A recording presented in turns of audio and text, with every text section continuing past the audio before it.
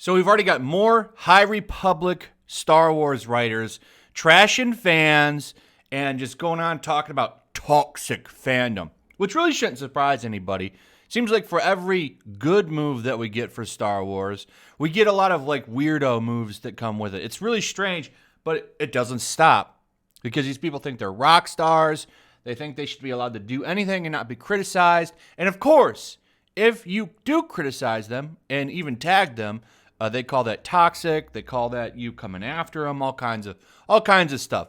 It's never going to change. Star Wars has been a mess since Lucasfilm took it over, and I swear they look for these kinds of people, these narcissistic, egotistical people. They look for them. It's almost like it's a requirement to work for the company. So let's take a look at what people are saying. But first, a word from our sponsor. I don't know about you, but I'm tired of carrying a big, bulky wallet. It's not nice to sit on one. I like having a wallet in my front pocket. And this is a very sleek and small wallet. As you can see, this is what it looks like if it's filled with stuff. I got a lot of my essentials in here, like my ID, a couple credit cards. You got a nice money clip. There's also an option to use a strap. And it's very, very comfortable to just have this in your front pocket. You don't even really notice it, which is so much nicer than what I had before, where I was just sitting on this big, bulky thing. And I got to tell you, I've never been happier than when I switched over to Ridge. So go into the description, check out the link. It'll take you to ridgewallet.com. Make sure you type in the code FLASH during checkout.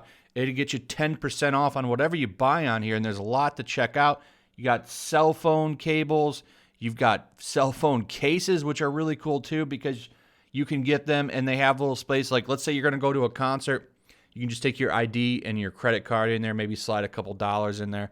It's a very nice option. It makes a good companion piece to the wallet. So check it out. Link in the description. Don't forget to use the code FLASH when you check out. It'll save you some money. And thank you for watching. So we'll start off with this one because this one ties everything together so well. So here's one of the High Republic authors. What if people didn't harass Star Wars authors? Wouldn't that be neat? And this is a response to this. I wish I could tell you that the intensity of hashtag Star Wars discourse, or the way some readers feel is it appropriate to treat writers, hasn't had an impact on finding new authors willing to write for Star Wars. I wish I could tell you that. I really do.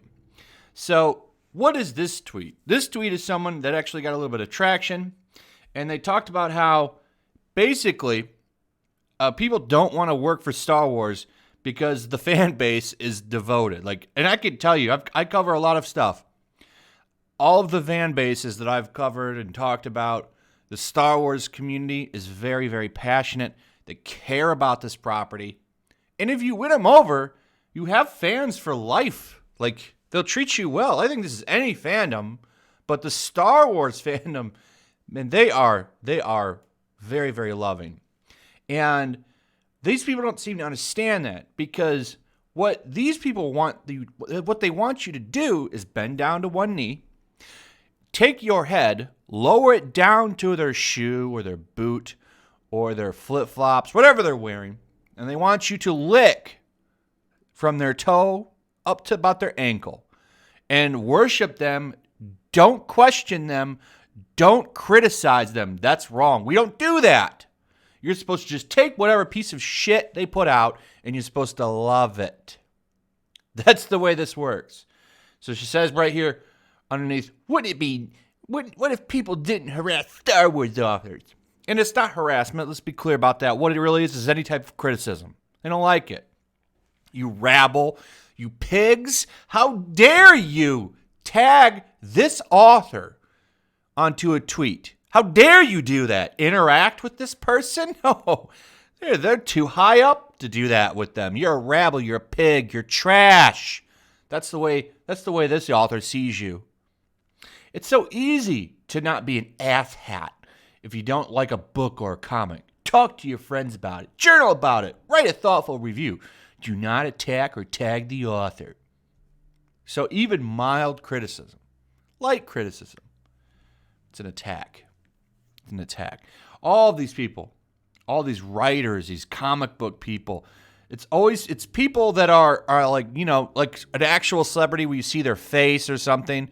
They like to tweet their politics and stuff, but they don't go as far as the people that work. It seems to be just people that don't actually show their face. So voice actors, writers, artists, stuff like that. They seem to have huge egos, narcissism. They think they're rock stars, but they can't sell anything to 200 people using their Twitter. It's like Gail Simone. She has over 100,000 followers on Twitter. She writes a comic book. It can't crack 20,000 sales. Where are all those people at? Odds are none of them bought your stuff because it was you. Then let's move on to this guy. It's Daniel Jose Older. His entire Twitter feed is full of all kinds of toxic, hateful stuff. But he had a take that goes right with his Twitter feed.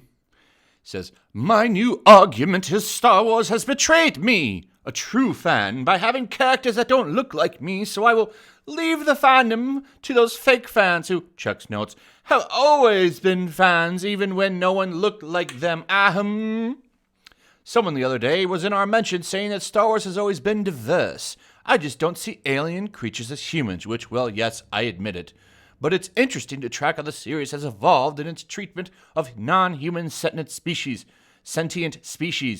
The Empire stays pretty solidly human, while the Rebellion increasingly has a cross-section of being types, which were mostly presented as the others early on." So, first off, this is a complaint that no one has ever had. I've never heard anybody complain about characters looking like them. The main complaint has been the fact that the stories are complete trash.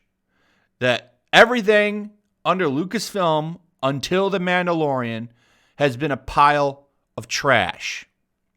But as a true race hustler, Daniel here is never going to miss an opportunity to come out and try to hustle up his little political ambitions. His Twitter feed is full of it. And if you watched that video I did the other day, it was last week, it's the picture of the High Republic writers, and I put NPC faces on them because that's what they all are. Daniel had the most racist tweets out of everybody. It's almost like they cherry-picked him to come write for Star Wars. This guy is going to end up being just as bad as Chuck Wendig was. You mark my words, I promise you, he's going to be just as bad as old goofy Chuck was. I just go and look at his feed. I see this retweet. "Remember, when a man directs it, it's his film. When a woman directs it, you default to the next highest man." All kinds of takes like this. So this rock star in his own mind, I'm sure is, he's taken another cultural milestone. Now he has Star Wars. See, here's retweeting this one. "Seen quite a few people with weird responses to Darth Interior's tweet. If you're reading it like it was, God, it's so hard to find Star Wars writers, I'm right here. And not, wow, it messed up that toxic fandom is making people literally afraid to write Star Wars." You don't have to be afraid to write anything. What you should do is just not be an a-hole to fans and try to shove politics in their face, and maybe write some good stories. That would help as well. And then I don't think you would have anybody criticizing you or saying, "Why do you hate me?" Those are things too. And then you probably wouldn't have these takes. But, these are rock stars. These are big, important people. They write Star Wars books, so they're better than you. Better lick the shoes, you pig. Swine. That's what they see us as. That's what these people see us as. Nothing but cash cows to worship them. And this is nothing new. We can go back not even that far to some more Lucasfilm hires. Went to Ichibaka's website, Disney Star Wars is Dumb. Found the official Star Wars artist for Topps. is posting his thoughts, and as usual, they're pretty stupid. So this goes March 15th, 2019. So this is another Lucasfilm hire. And what is he doing? He's just complaining about customers, complaining about fans, how fans are trash, fans are garbage. I'm tired of hearing about fans. I don't want to hear from fans. Fans need to shut their mouth. You need to shut your mouth and just consume. How dare you question me? I'm a rock star. I work for Lucasfilm. I know better. Tired of these people, man. I don't understand why it's so hard. Why it's so hard to just interact with fans, take some criticism, understand that fans are passionate about their products that they enjoy, their entertainment. These are things they love. You have people that have grown up with these things, multiple generations of people that have grown up and loved these things.